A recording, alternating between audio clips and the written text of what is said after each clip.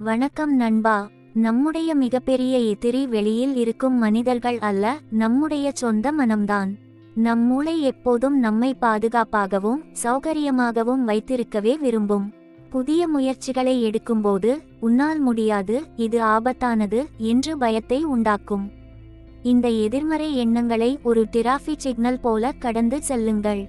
நான் ஒருவேளை ஜெயித்துவிட்டால் என்று நேர்மறையாக கேள்வி கேட்டு பழகுங்கள். மிகச்சிறந்த நிர்வாகியாகவோ அல்லது உழைப்பாளியாகவோ மாறுவது என்பது பிறப்பால் வருவதல்ல, அது ஒரு பழக்கம். சரியான பயிற்சிகள் மூலம் எவராலும் தன் செயல்திறனை வளர்த்து கொள்ள முடியும். ஒரு மாணவர் மருத்துவர், பொறியாளர் அல்லது இராணுவ வீரர் என எதை சாதிக்க நினைத்தாலும் அதற்கு கல்வி மட்டுமே அஸ்திவாரம். படிப்பை பாதியில் கைவிடுவது உங்கள் எதிர்காலத்தை மட்டுமல்ல, நாட்டின் எதிர்காலத்தையுமே பாதிக்கும். நீங்கள் தோல்வியை அடையவில்லை என்றால் நீங்கள் எதையும் புதிதாக முயற்சிக்கவில்லை என்று அர்த்தம். தோல்விகள் என்பவை வெற்றியை நோக்கிய பயணத்தில் ஒரு படிக்கட்டுகளே தவிர முற்றுப்புள்ளி அல்ல. கீழே விழுந்தாலும் பின்னோக்கி விழாமல் புதிய பாடங்களை கற்றுக்கொண்டு முன்னோக்கி விழுங்கள். உங்கள் இலக்கு எது என்று உங்களுக்கு தெரிந்தால் அந்த இலக்கை அடைய நீங்கள் படும் கஷ்டங்கள் கூட உங்களுக்கு ஒரு சுமையாக தெரியாது. யாரும் வந்து உங்களை காப்பாற்ற போவதில்லை. உங்கள் கனவுகளுக்கு நீங்களே பொறுப்பேற்க வேண்டும். உந்துதல் என்பது சில காலம் மட்டுமே இருக்கும், ஆனால் ஒழுக்கம் தான் உங்களை இறுதி வரை அழைத்து செல்லும். ஒரு விதை செடியாக வளர மண்ணும் அழுக்கு எனும் உரம் தேவை. அதுபோல வாழ்க்கையில் வரும் அவமானங்கள், தோல்விகள் மற்றும் எதிர்ப்புகள் உங்களை அழிப்பதற்கல்ல, அவை உங்களை வலிமையான மனிதனாக வளர்க்க உதவும் உரங்கள். வலிகளை கண்டு ஓடாதீர்கள். வலி இல்லாமல் வெற்றி இல்லை. உங்கள் வேதனையே உங்கள் வெற்றிக்கான பரிசாக மாறும்.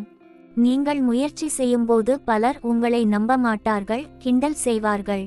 அவர்களை திருப்திப்படுத்தவோ அல்லது உங்கள் திட்டங்களை அவர்களிடம் விளக்கி நேரத்தை வீணடிக்கவோ வேண்டாம். அமைதியாக உழையுங்கள்.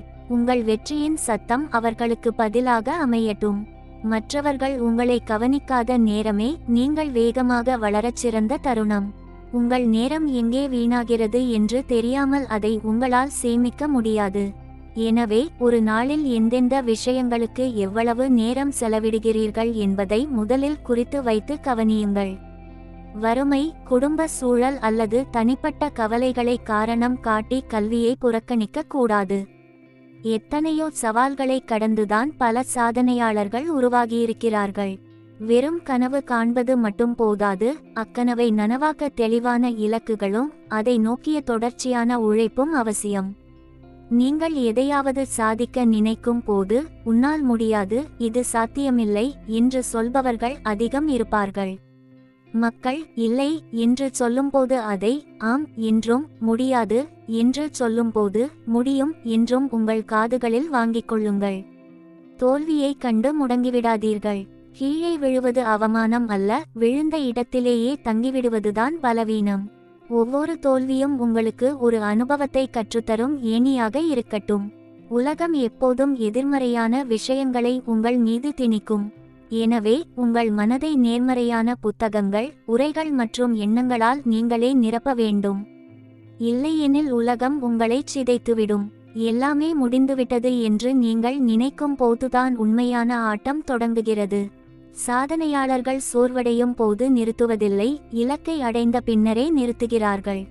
மேற்கூறிய விஷயங்கள் உங்கள் வாழ்க்கைக்கு பயனுள்ளதாக இருந்திருக்கும் என்று நான் நம்புகிறேன். நான் உங்களை அடுத்த வீடியோவில் சந்திக்கிறேன். நன்றி, வணக்கம்.